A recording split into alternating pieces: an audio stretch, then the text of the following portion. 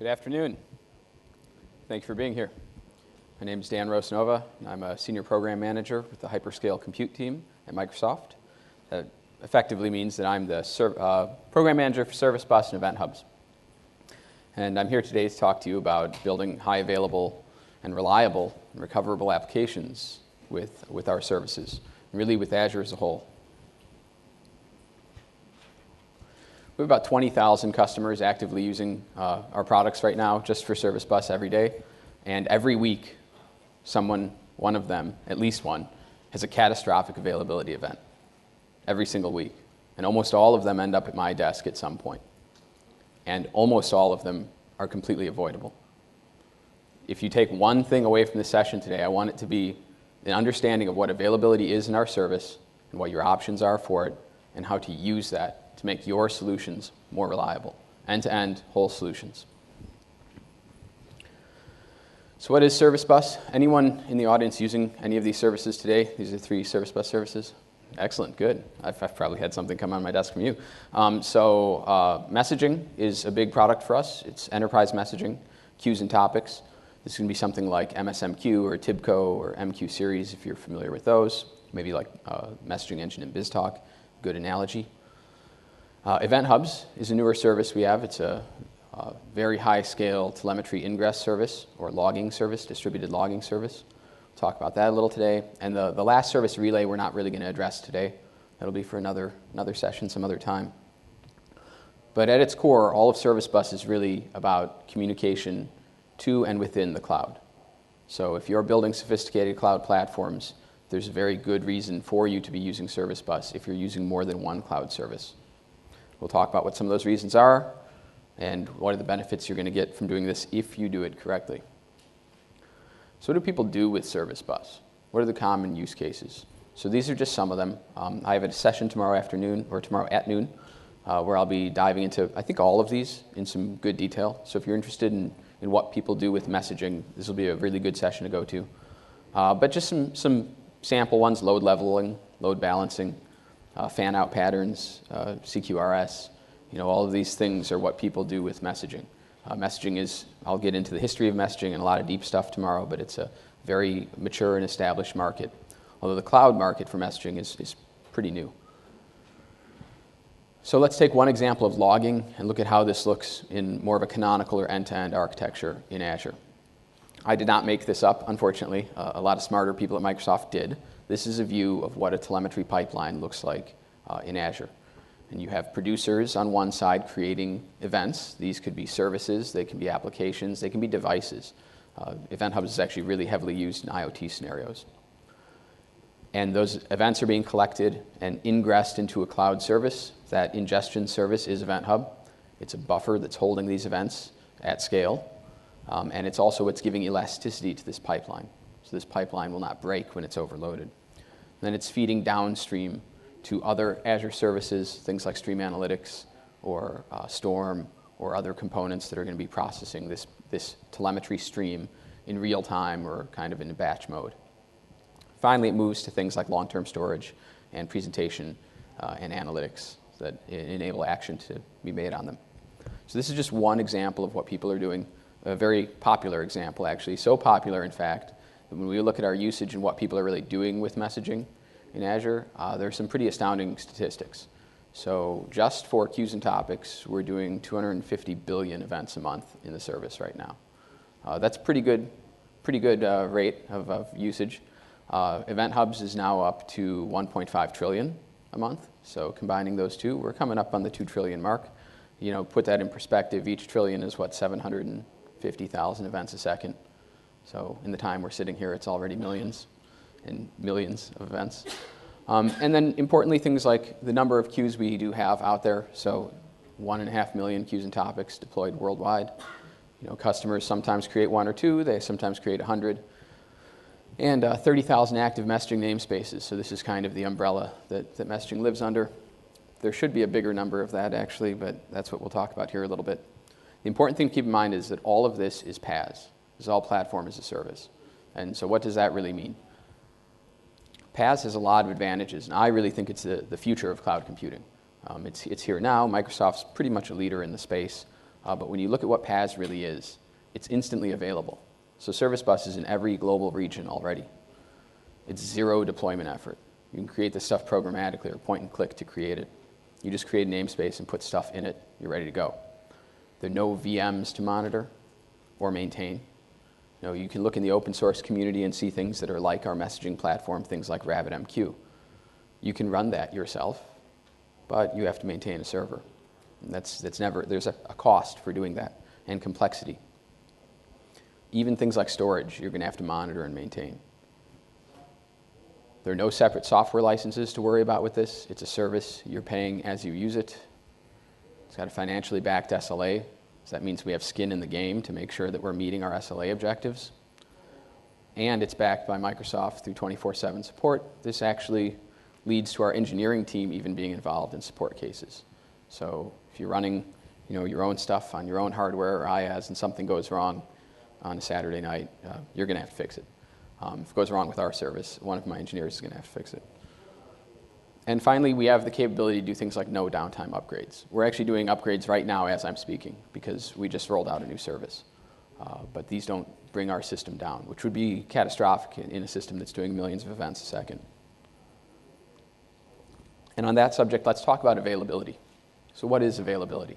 You'll see some of these on the screen are buzzwords, and the consultant in me kind of loves them and wants to talk about them more. Things like business continuity, sort of a big fuzzy word that could be scary or fun at the same time. And some of these are really concrete things. Things like recovery point objectives or recovery time objectives. A lot of these are going to look really familiar from the pre-cloud days, right? So we should all be fairly familiar with at least some of these phrases. Some of them have pretty different meanings, though, in a cloud world, especially in a PaaS world. Some of them have the exact same meaning. So we're going to talk a little bit about what those are. But before we really get to how you build your solutions to be available, I think it's important for you to understand how our services work. So we're going to talk a little bit about the internal functioning of our services and how we've built a PaaS service on top of other components of Azure. The first one we're going to talk about is messaging. So for anyone who doesn't know, pub/sub messaging, queues and topics, you could think of it like a digital post office, right, or digital delivery service. So let's look at the high-level architecture for what messaging is. For us, we've just built this service on a bunch of other Azure services that you have access to and you could build. So we're using a lot of compute. And in our architecture, we have two roles of compute, front ends and back ends. The front ends are purely for communication. They're doing AMQP and HTTP, so they're doing TCP communication with the outside world. And the back ends are doing storage and actually doing stateful data. The front ends are completely stateless. The back ends are stateful. When you create a queue, it lives in a metadata database somewhere, but its runtime is actually pinned to one of the machines in our cluster. And its storage for the messages in that queue is pinned to a specific database. We've got a lot of databases and a lot of machines, but still you're getting affinity to one of them. We actually get a lot of availability with this already. So for instance, because we're using SQL Azure, we're actually using SQL Premium Azure, we get replicated storage within a region already. So SQL is triple replicating everything for us. That's the same SQL you have access to. Because we're using worker nodes, we have the ability to have very recoverable dynamic workloads that shift around between nodes. And because we've built those front ends to be stateless, when one of them starts misbehaving or has a problem, it just falls out of rotation, stops taking connections in another one. You'll just DNS through another one and get connected to our service. But there's still a lot of areas to improve here. For one, those worker nodes sometimes do things like reboot, or if we're patching them or doing a deployment. That can lead to momentary lapses in availability for those. So if you're latency sensitive, that can be an issue. And SQL can get pretty busy also. So about 2 years ago, we created something called partitioned entities. Partitioned entities work just like a normal entity, so a queue or a topic, but they're actually spread across a lot of machines. So there's no single point of failure. So the number is actually bigger than this. It's 16. And then they're spread across a lot of databases as well. You could think of it as logical partitions of the single queue. So this is going to be a little bit different than some other cloud messaging services work. Sharded approach like SQS. I'll talk about that tomorrow. We get a lot from this, though. For one, if a node goes down, another node just picks up the database. The databases are replicating between each other. The nodes are able to shift the traffic between each other. You're getting a lot here. But you're actually giving up some things to do this. And this is kind of what a conceptual runtime of this looks like. It's not like one node just has your queue on it. It has a lot of queues. It has a lot of workload on it. And we're partitioned or sharded across a lot of storage. So we've gained a lot. We gained broad availability within a region for this, because our numbers are much bigger than the numbers of things that were on that chart. We have the ability to survive multiple failures at any stage. So when you create a partition queue, there's 16 partitions. We can survive 15 failures of each of those components before we really have a real serious problem. And we've actually increased our scale, too. It's not unusual for customers to be able to get 2,000 or 3,000 messages a second through a partition queue. But there are some caveats there. What we've not done is we're still regionally dependent. So this is still within a region. We've effectively given you very good HA, but no DR. We're actually no longer doing a pure competing consumer. And this has implications for things like ordering. If you think about strong ordering, there's only one way to do strong ordering, and that's to only have one arbiter of order. So one machine that decides what order things are being written in. That's the definition of ordering, right? You can't have two different systems writing to the same storage and have things be in order. They have to coordinate that. So you lose the ability to do strong ordering across the entire queue, but you can do it within a partition. But at that point, you're actually taking on a dependency of the availability of that specific partition, which is on one machine. So you need to understand that if you're taking that dependency, it's affecting your availability. And maybe not in a big way. Maybe this won't matter too much, but it is an effect. There's some other things you should know, too, about availability. One is that Service Bus is a multi-tenant platform, right? A lot of the cloud is multi-tenant platforms. So there are a lot of customers on the same hardware. In order to keep that functioning well, we have to throttle the workloads that are on that hardware. So we can't let anyone take all the resources, or it'll really kind of DDoS the other people on there. So how much we have to throttle varies over time based on how much workload's on that particular region, on that particular stamp in that region. So when you are exceeding some limits, you'll get server busy exceptions with our service. And when everyone is exceeding limits, you'll also get server busy exceptions, potentially even if you're not doing that much. So even though I put those nice little uniform pictures on or squares on the previous picture, it really looks more like this. They're blocks that don't always fit together necessarily well. And in reality, it looks kind of like this. I wanted to use a different image, but I can't use copyrighted images. So I didn't want to license Tetris. So we're good at playing Tetris. That's what we're doing all the time. Our system is automatically balancing load and playing Tetris. I hear the music in my head every day. So this is good most of the time, but there are side effects of this. To put this another way, we'll sometimes call this a noisy neighbor problem. Has anyone ever heard that phrase in regards to our service or any other service? Yeah, good. Not too many people. Awesome. Then I'll just skip this whole section. So to put it another way, noisy neighbors. This is Asakusa in Tokyo. It's actually a really quiet neighborhood. There's not much there. It's not really in the center of Tokyo, which, recall Tokyo, largest metro area in the world.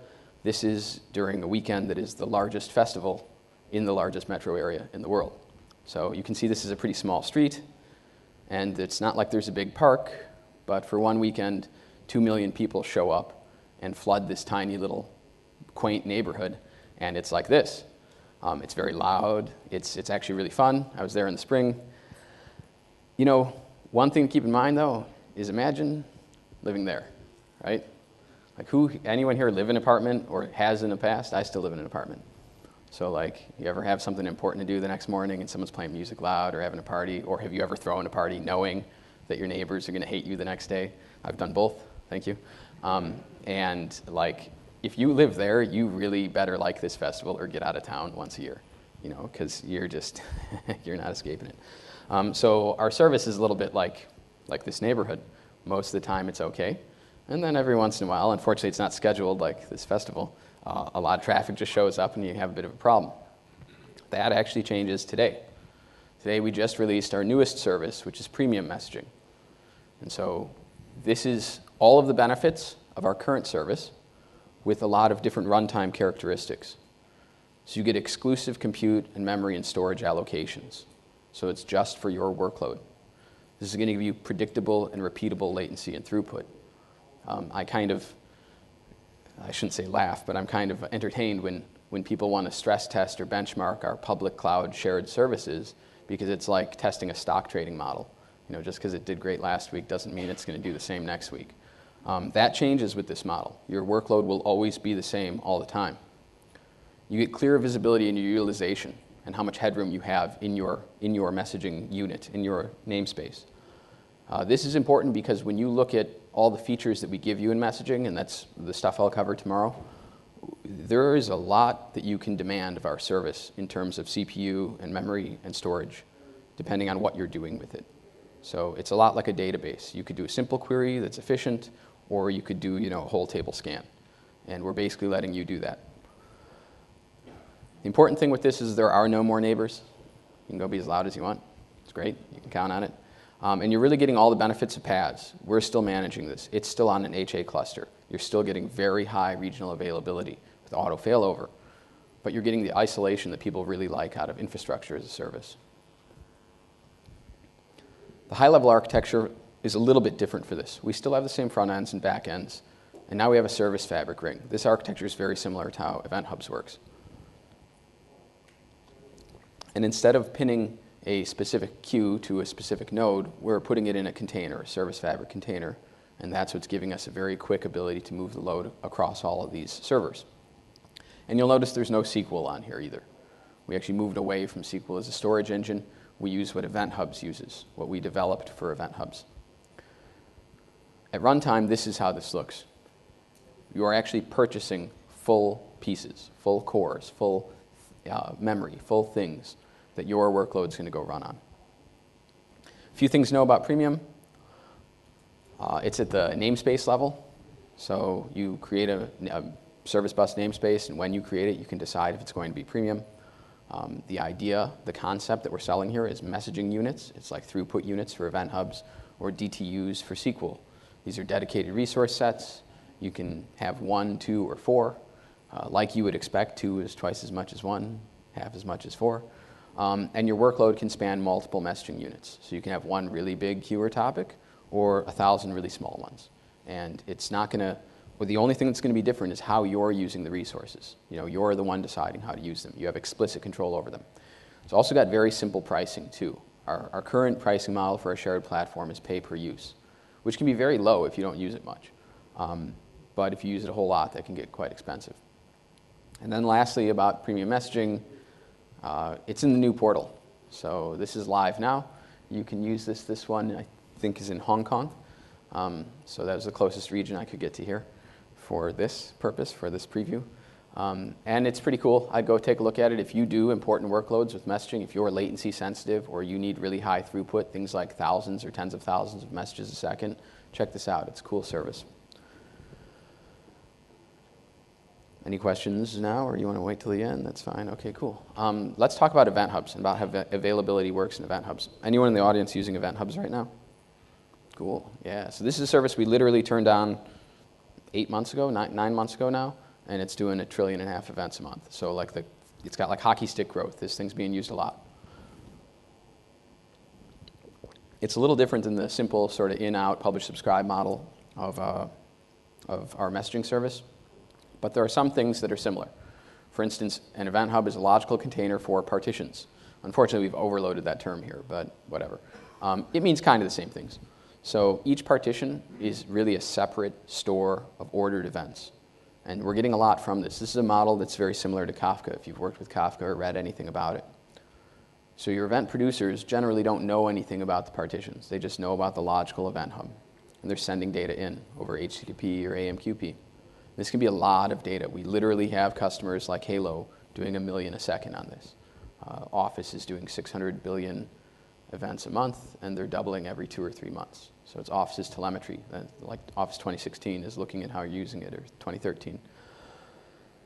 When you read from this, part of the scale concept here is that instead of this competing consumer before, and when we think about messaging, a queue is a competing consumer just like a database, like a lock on a database, or the latching mechanism in SQL. So everyone's fighting for the thing that they're trying to consume. That can be very useful, but it does have scale limits. This gets away from that by partitioning. So instead of competing consumers, they're partitioned consumers. Each receiver who wants to receive events connects through a consumer group to each partition. All of the partitions need a reader. So here in this case, we have 8 partitions, we have 8 readers, and you're reading the whole stream. And you're reading them all independently, really with a client-side cursor. So the client is keeping track of where they are and able to demand where they want to be. And you can have more than one set of readers. So you can change the model. Something like with a queue, you can only read a message once. There are some tricks you can do, but not a whole lot. So this is a really cool platform. It's very easy to work with, but it's deceptively simple, meaning it's more complex than that. If we look at the runtime here, again, it's the same idea of front ends, same idea of back ends, same service fabric ring.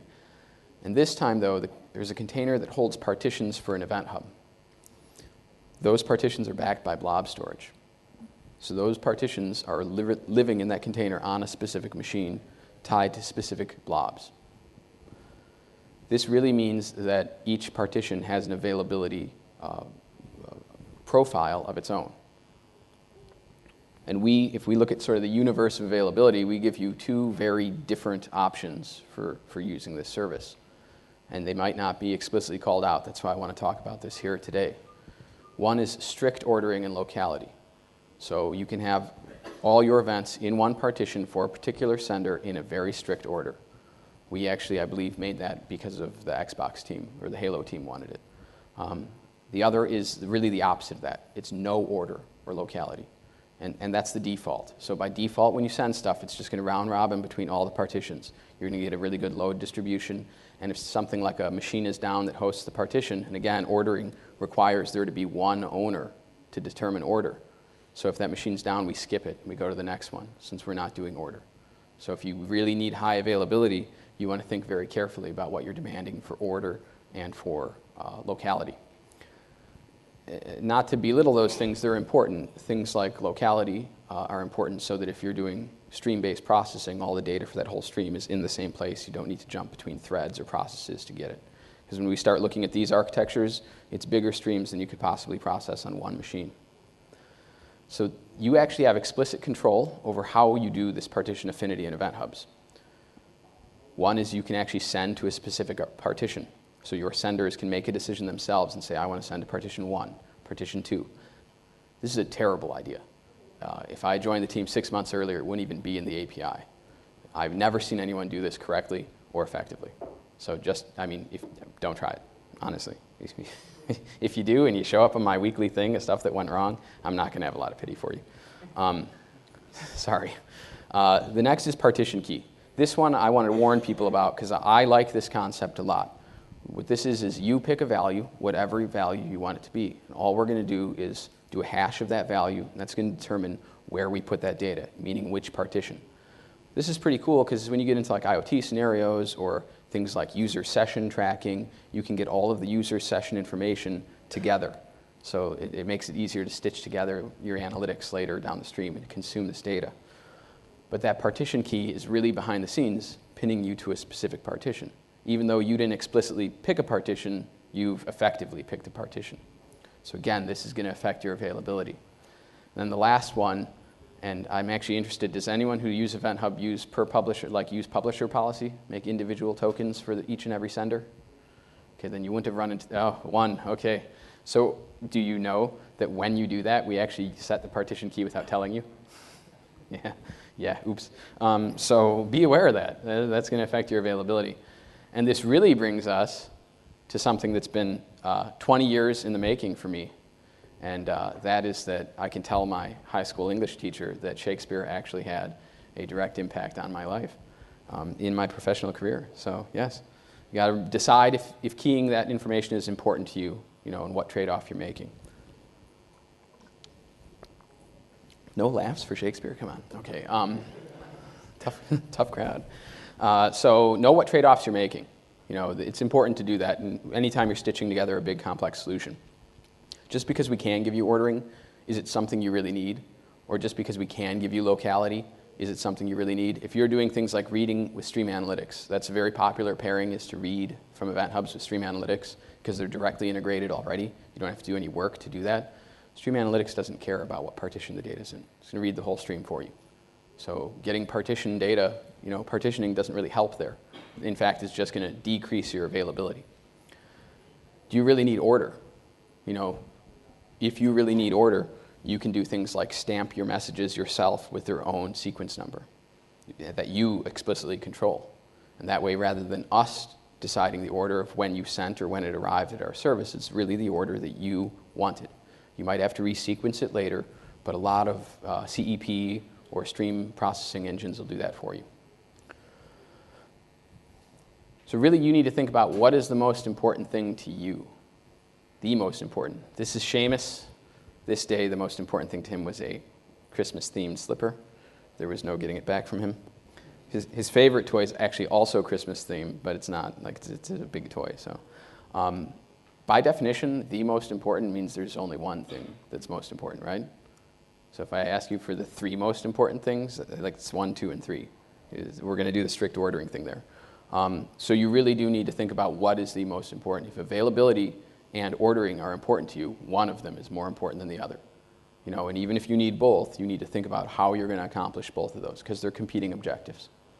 And so really you need to think about what is the most important. What is the thing that you can't do without?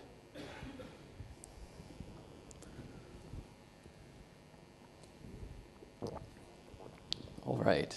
Now I want to talk a little bit about disaster recovery and geo-availability. I threw a lot of stuff at you about our runtime right now.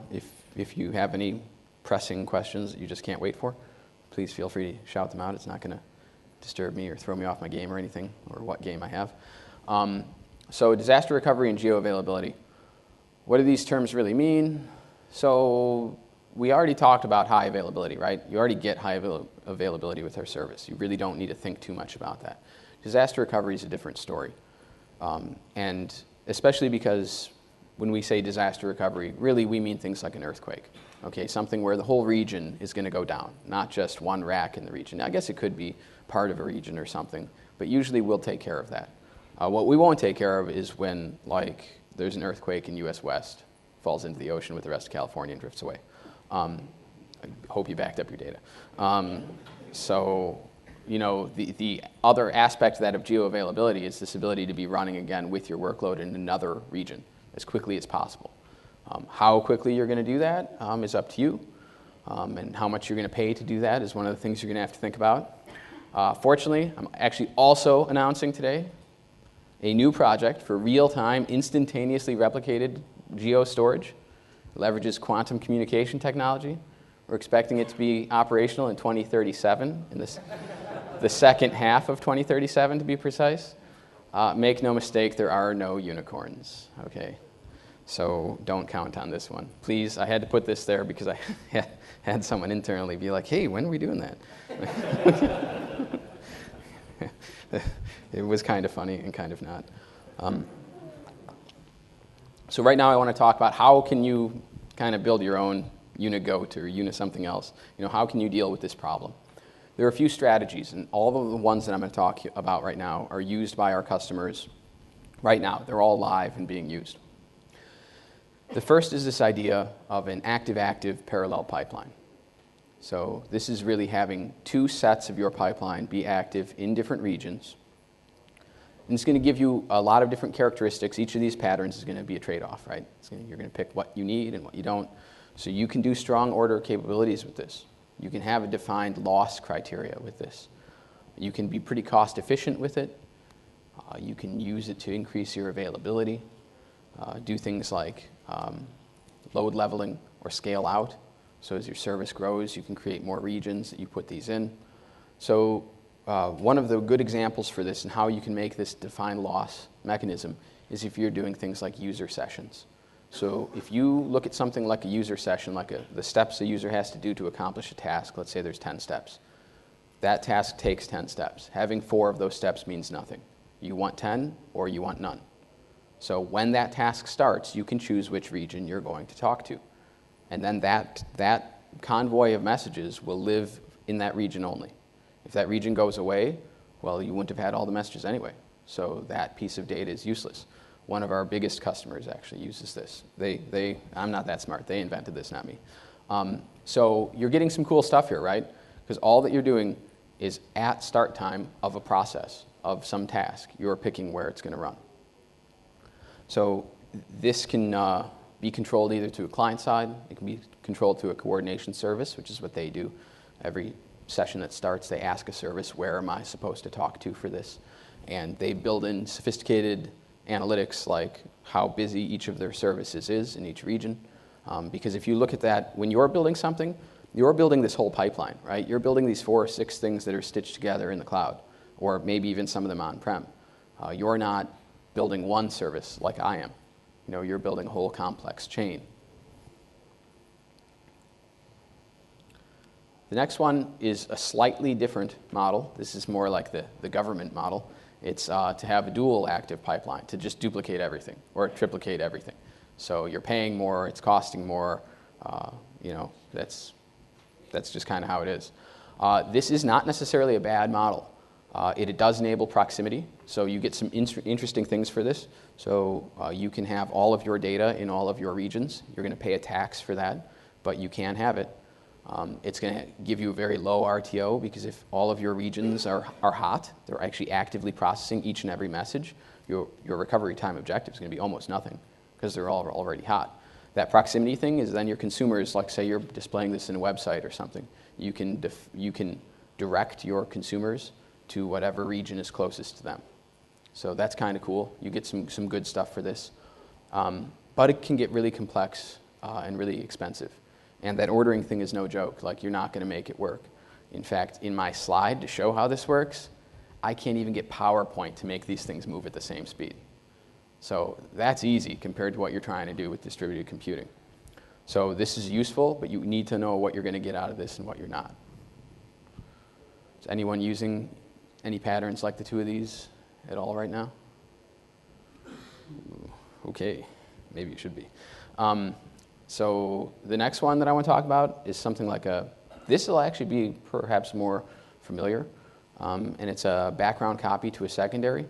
The previous 2 patterns will work for either queues or topics or event hubs. This is really much more of an event hubs pattern, and so this is when you're publishing to an initial set of services, and you're failing over to a second set in a different region. Remember, so this is, I guess, I've kind of glossed past this pretty quick. There is almost no use in building a second event hub in the same region that your first one is in. That is not going to improve your availability. That is just a fantasy. So don't rely on that to improve your availability. Look to a geo solution if you need it. So in this solution, you would have an event hub in one region, an event hub in another region. You're writing to the primary, and there's a worker in that primary region reading the stream and writing to a secondary in another region.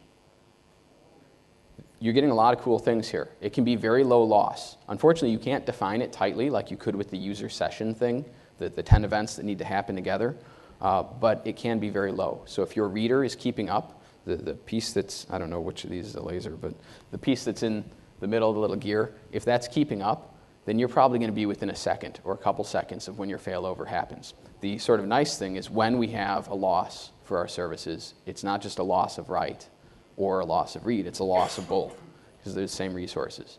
So you're not going to be able to read or write. So at that moment, that's when you're going to want to fail over to the second region. This can be really cost effective because you can keep the second region or the secondary offline except for the event hub in it. So all you're doing is ingressing data there. You don't even need to manage the data because it's a time-based retention buffer. It'll just expire at the time that you set, which is a number of days. So everything's humming along, everything's fine, no failovers, the data just goes away. You don't end up with terabytes or petabytes of data stacked up there.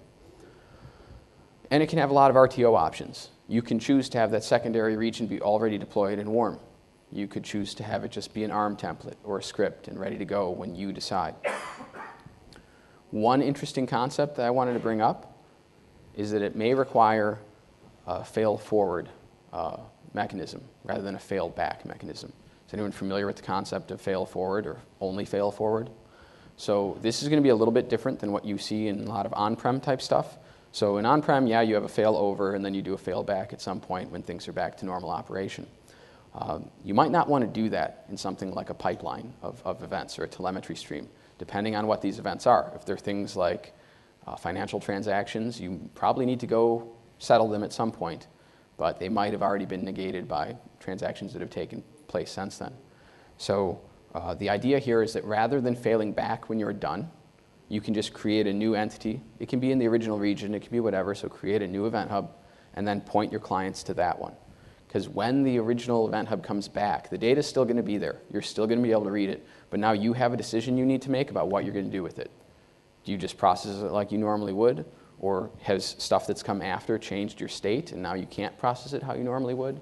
So you can either throw it away or you can make it like a catch-up mechanism that you're going to use to go and reprocess that data that you missed during the outage. So these are the kind of things you're really going to need to plan for. I know these are kind of edge case events, but it's the kind of planning that we generally do for our on-premise stuff. So don't think you get a full free lunch out of the cloud. If anything, you're getting the regional or local, the HA free lunch, but you're not getting the DR free lunch.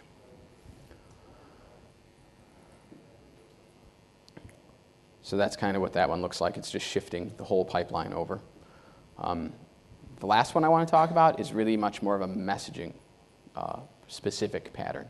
So this is an active, multi-entity, multi-region pattern. So you can do this with sending events to either one or both regions. This can increase latency, but it works really well with queues and topics. And it works really well with queues and topics because you can write a message to one entity, let's say in one region, one queue, and you can have, since it's a competing consumer, that's why this works so well, is you can have readers in different regions all around the world. And only one of them is going to get the message because it's a competing consumer model. So someone locks the message, they read it, then they take it out. So it doesn't matter if you have multiple readers from different regions reading. All you're going to do is get some latency. But if one region goes down, the other one's still going to be able to read from it.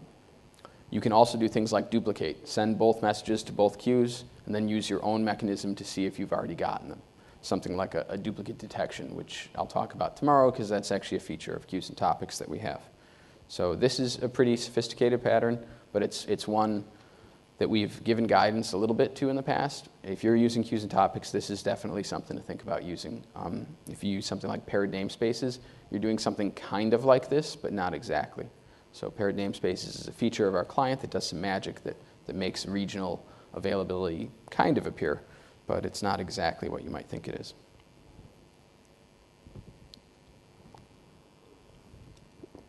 No matter which of these variations you decide or how you want to decide bridging multiple regions, you really do have to think about that there's this idea that you're going to need to control when a failover happens, right? And there are two primary ways you can do that. You can have your clients decide that it's time to do a failover, or you can have the service, like this coordination service I keep dancing around, decide that it's time to do a failover. So client-initiated failover, clients just say, hey, I can't get to this, I'm going to go somewhere else. It's easy to implement, super easy to implement. It's not necessarily the best way to go because you can get a lot of false readings. The network could be down where that client is. That doesn't mean it's a failover event. It means the network's down. That's not going to help by failing over. It can be really hard to coordinate. So if you have 10 machines and one of them decides to do a failover, well, you got 9 others that haven't yet decided to do that failover. So, this is not necessarily a good thing. But it can be done really fast. So not only is it easy to implement, literally it's like catching an exception and calling a new path of code. It can be done really fast. So each client can find a failover very, very quickly. So if you're latency sensitive, this can be used pretty effectively.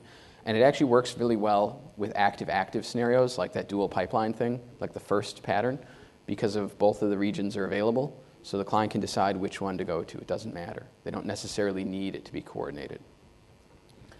The next is service-initiated failover. So this is using a coordination service to control failover. This is more sophisticated. It does require a lot more work. This is something like giving you the ability to actually have a trigger that you pull or a threshold that you see after so many errors. You tell, your clients are reporting their capabilities to your own service, and after so many errors, you do it. You do the failover. Or someone explicitly pulls a button or hits a service and does it. This is pretty cool.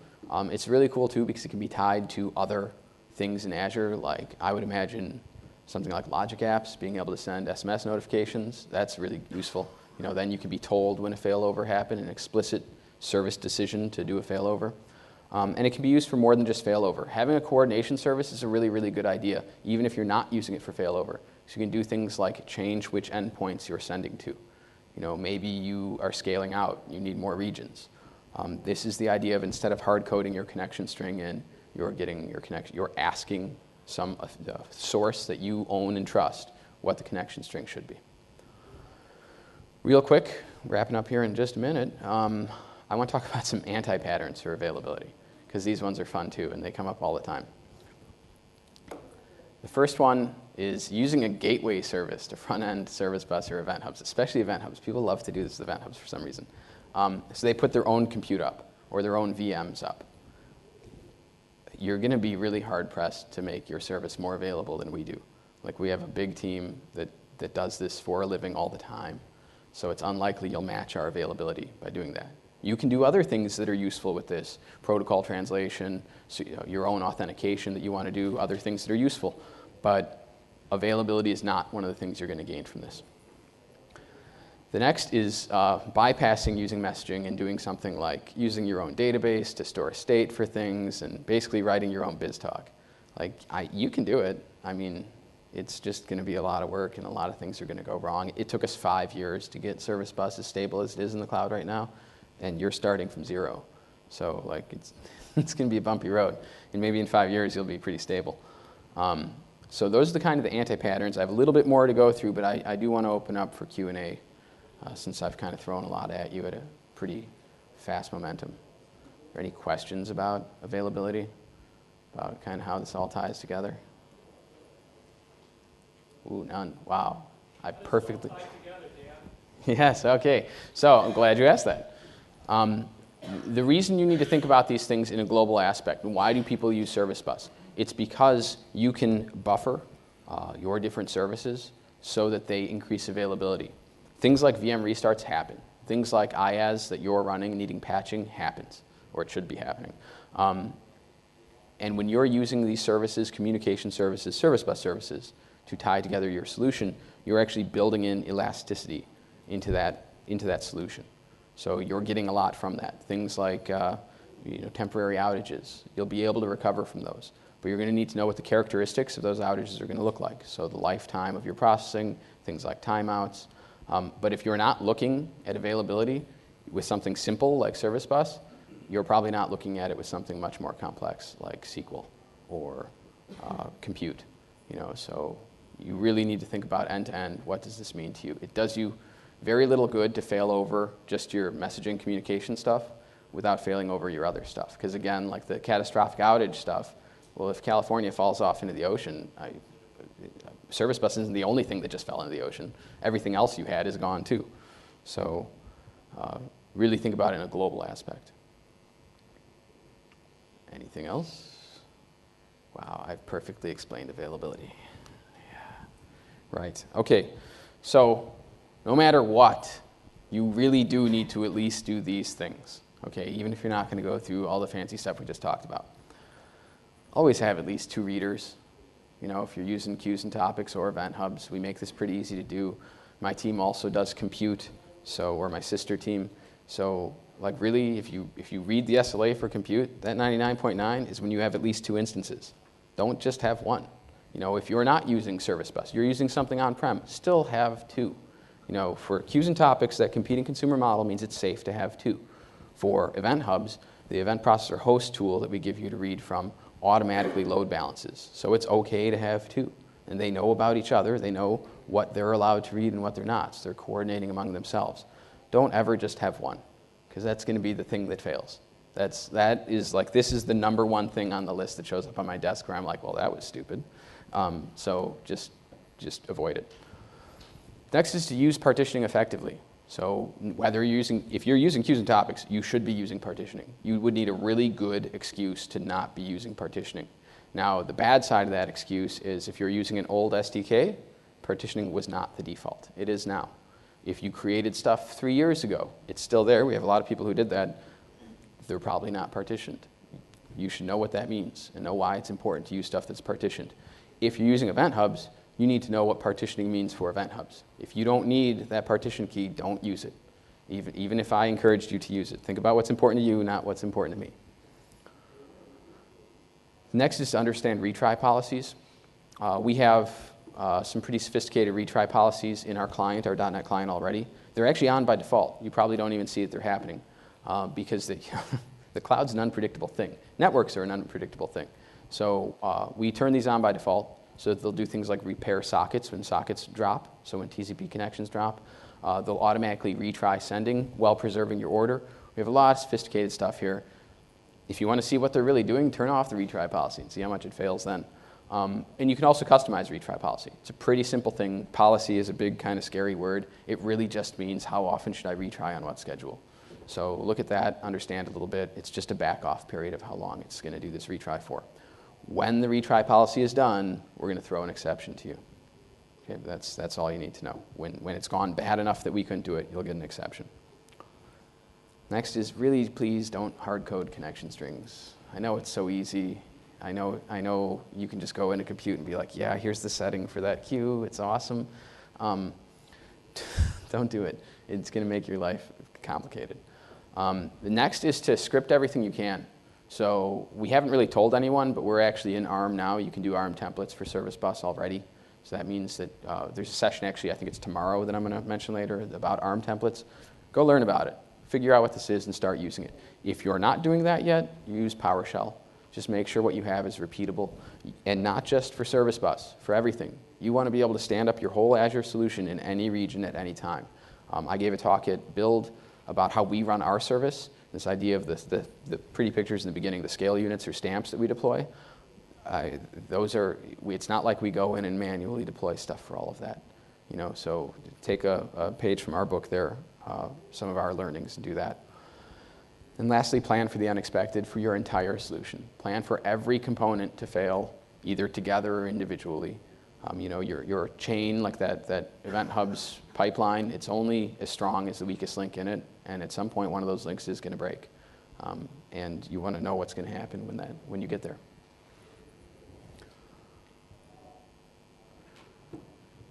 You can catch me tomorrow on advanced messaging with Service Bus. That's going to be a pretty cool session. It's just before noon. And then the other one that I would go see today if I were me, and I am, so I might, is deploying and organizing and securing applications with Azure Resource Manager. Azure Resource Manager is sort of the thing behind our new portal.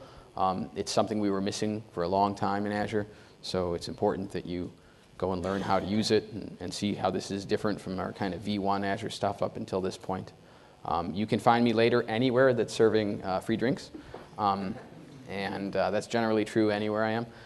And you can hit me up on Twitter. If you're having support issues, please use Microsoft support, not Twitter. But if you're having difficulty understanding something in our services, please feel free to reach out to me. I'll stick around for a little bit to answer any other questions. Any last questions before we go? Not about the drinks thing. Okay. All right. This is your second to last slide, I think. About resources here. And lastly, I do want to ask you, please complete session evaluations. It's important for me to know how I'm doing as a presenter, and important for the conference to know if they should invite me back or not. Thank you very much.